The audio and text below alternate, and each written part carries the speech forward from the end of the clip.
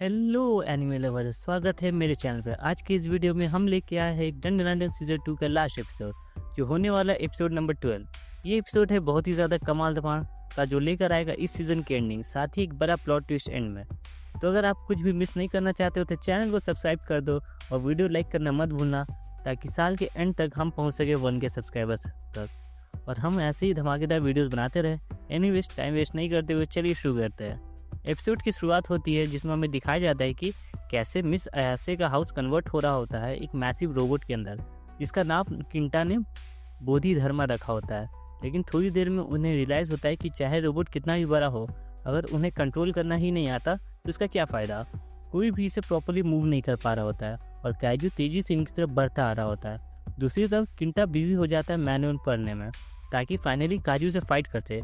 तभी सबको अपने सामने एक एक बटन दिखाई देता है और सब अपनी अपनी बटन प्रेस करते हैं। उसे रैंडम चीज़ें होने लगती है, लेकिन ओकारुन की बटन प्रेस होती वो इजेक्ट हो जाता है और बाहर गिर जाता है।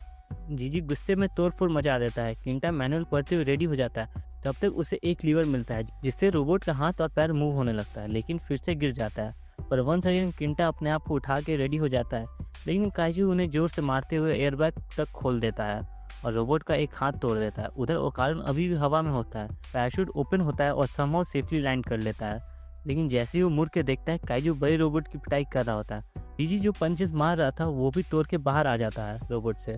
तब काइजू जीजी को दबा लेता है, लेकिन जीजी गुस्से में काइजू को ही फेंक देता है।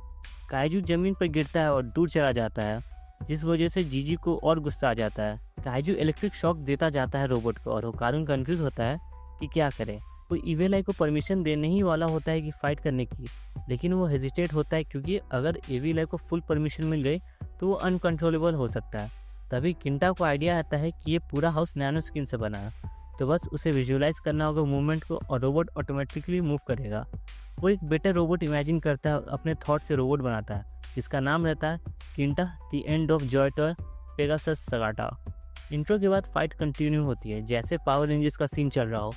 किंटा पंचेस किक्स मारते हुए काइजू को पीछे ढकेल रहा होता है। काइजू भी पावरफुल अटैक्स यूज करता है। कारुन और इवेल आई ये फाइट देख के मजे ले रहे होते हैं। किंटा काइजू के इलेक्ट्रिक शॉक्स को ब्लॉक कर लेता है, क्योंकि हाउस नैनो स्किन का बना होता है तो डैमेज होते ही रिपेयर हो जाता है। किंटा काइजू की पूंछ पकड़ के उसे घुमाता है और जोर से फेंक देता है। फिर से अटैक करने आता, लेकिन काइजू किंटा के पैर पर काटने की कोशिश करता है। किंटा का इमेजिनेशन फाइटिंग स्टाइल स्ट्रॉन्ग होता है, इक्वली टफ फाइट देता है काइजू को, लेकिन काइजू रिचार्ज करके फिर से इलेक्ट्रिक शॉक देने लगता है। इससे पहले कि हम देखें फाइट कहाँ जाएगी, हमें किंटा की बैक स्टोरी दिखाई जाती है। वो बचपन से ही एक मोटा ओटाकू बच्चा होता था जो हमेशा बड़े बड़े रोबोट मॉडल्स खरीदता था। लोग उसे मजाक उड़ाते थे, बुली करते थे और कहते थे कि तू इस सब के लिए बहुत बड़ा हो गया है। सीन वापस फाइट पे आता है जहाँ काइजू शॉक देता है और किंटा गिर जाता है, लेकिन इस बार किंटा डिसाइड करता है कि चाहे लोग कुछ भी सोचे, वो अपने रोबोट को कमांड करेगा क्योंकि ये उसका ड्रीम है।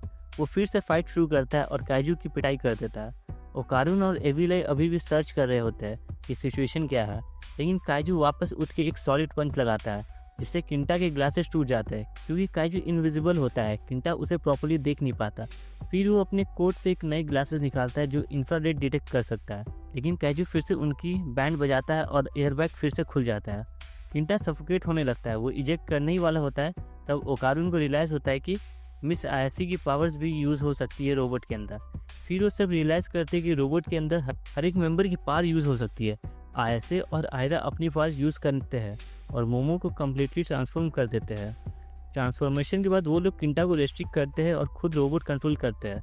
वो काइजू को उठा के हवा में ले जाके घुमाने लगते हैं, जिससे काइजू को भी मोशन सिकनेस हो जाती है। और कारुन और एविल आई अपनी पार्ट्स यूज़ करते काइजू पर एक बॉम्ब मारते हैं, जिससे काइजू डिफीट हो जाता है। एलियन व्हील सडनली डिसअपियर हो जाते हैं और रोबोट बीच सिटी में खड़ा हो जाता है। ये लोग सोचते हैं कि लोग देख ना लें, तो अपने आप को एक यूएफओ टाइप घर इमेजिन करके वापस आयासे के घर आ जाता है।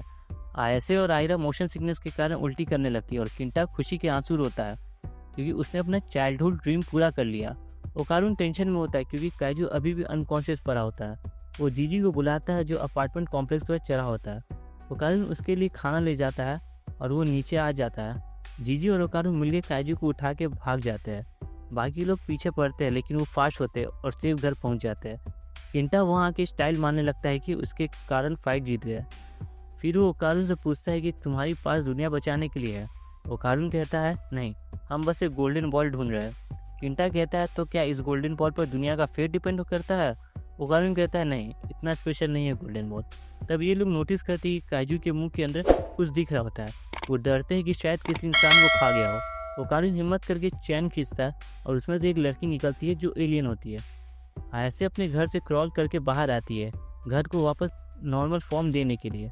तब तक हमें दिखाया जाता है कि एलियन लड़की और ओकारुन के बीच थोड़ी ऑकवर्ड सिचुएशन क्रिएट हो जाती है और इसी के साथ एपिसोड खत्म हो जाता है। गाइज, आपको एपिसोड कैसा लगा कमेंट सेक्शन में ज़रूर बताना। अगर आप चाहते हो तो मैं पूरे सीज़न की समरी ले आऊँगा आपके लिए। फिलहाल के लिए बस इतना ही। Thank you for watching.